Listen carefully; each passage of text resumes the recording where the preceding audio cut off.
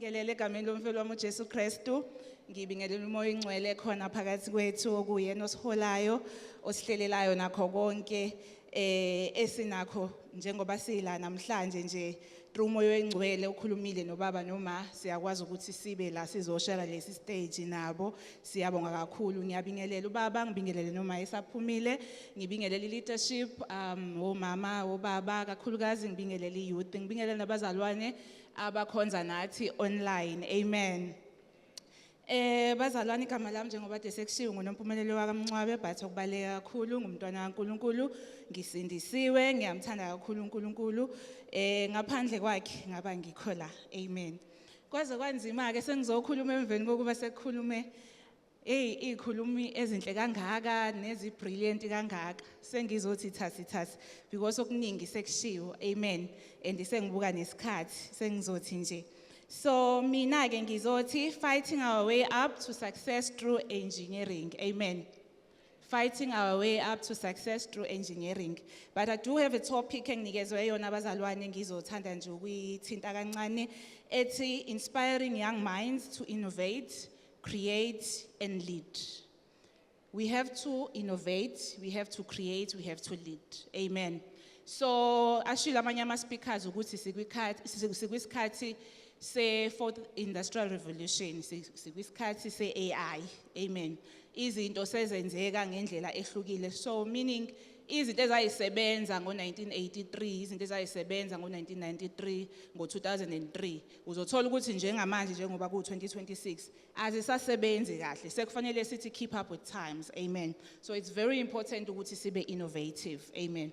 So ngitheme ngibuka nje into yethu ukuthi mengabe ukuthi sibuka le topic siyi-break down ukuthi mesithi be innovative sithini.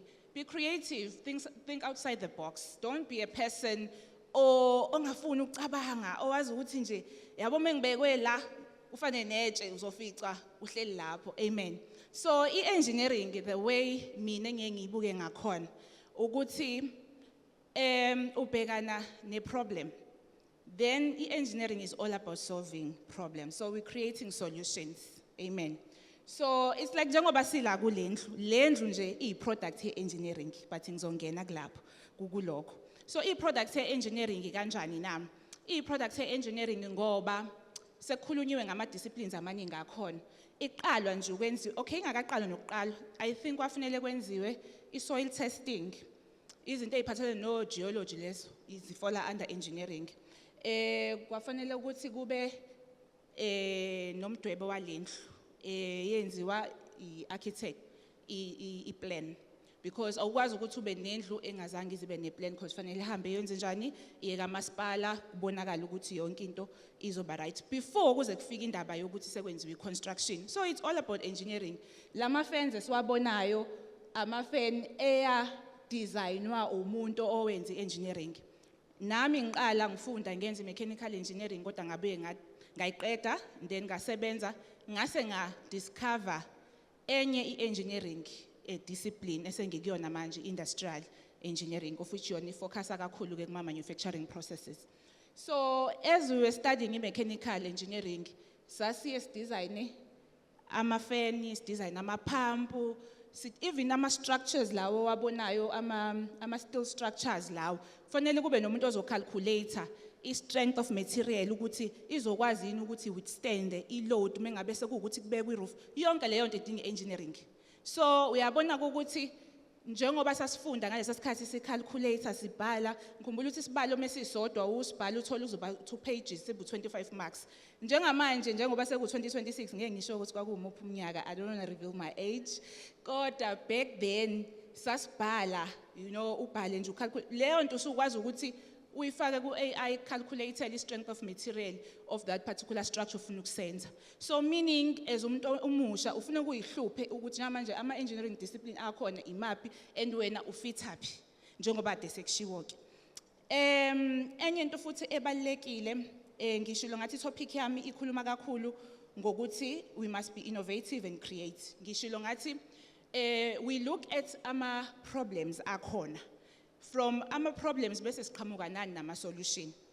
So wena njengomuntu omusha ufanele ubuke ukuthi iyiphi solution ongaqhamuka nayo. Njalo kushiwo seyasifayithela i-youth yango 1976. Njengamanje sesikwazi ukuthi singene kuma boardroom, sihlale phansi nabantu abamhlophe. Asingeke sisithi manje sesilwela ukuthi sifuna ukuhlala nabantu abamhlophe. So into ebalulekile ukuthi uzazi ukuthi what value do you bring to the table? So what do you create? It's very important.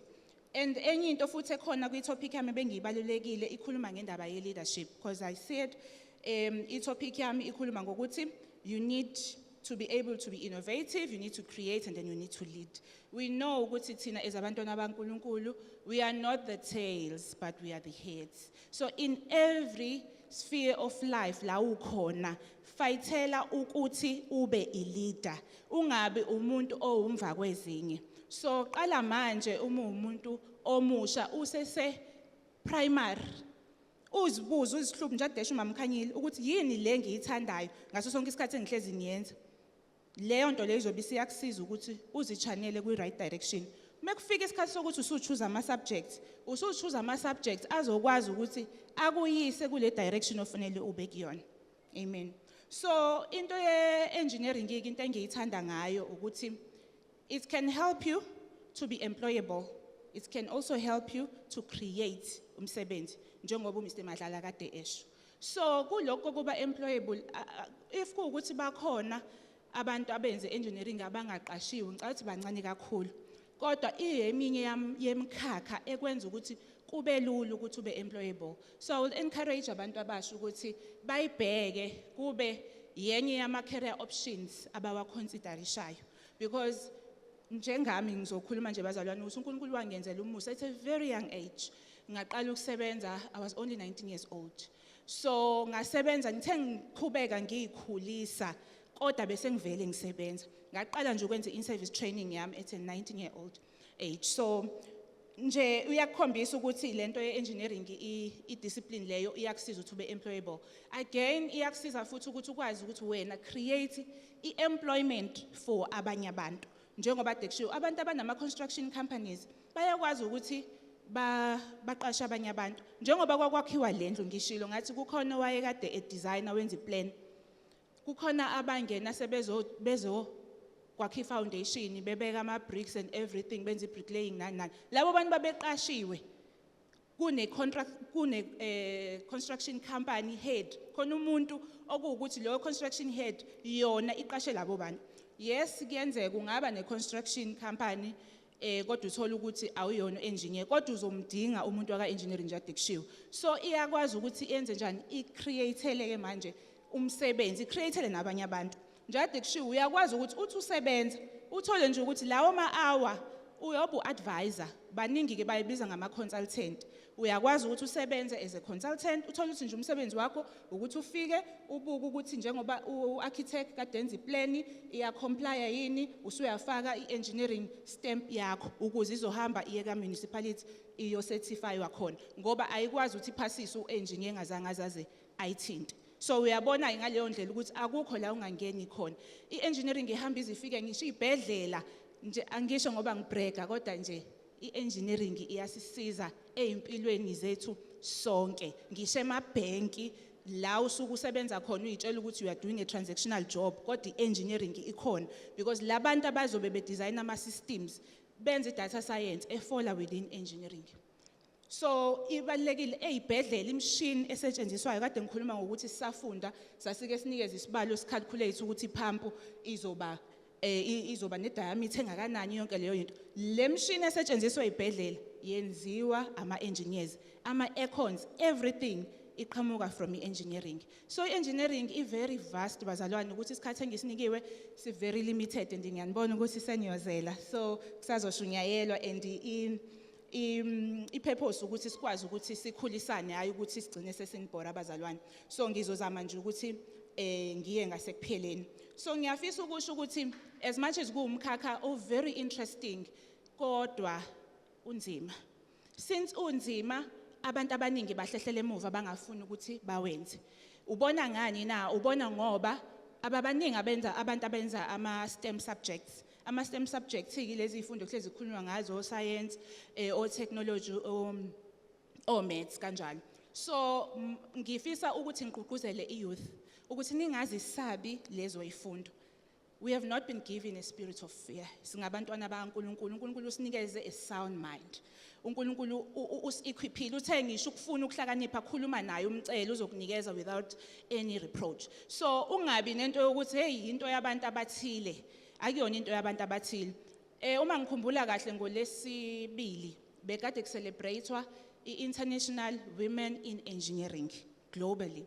So ithini into ithi uma ubuka ama-stats, there's only like between 13 to 28% of i-workforce emhlabeni wonke okuwukuthi ama-ladies akwi-engineering discipline. So lento isiyakutshela ukuthi kune-gap engakanani.